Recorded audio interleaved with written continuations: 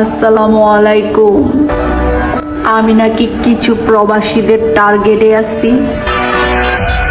টার্গেটটা মিস হইলে আমাকে জানিয়েন, কারণ আমি আবারও আপনাদেরকে ভইরা দিব।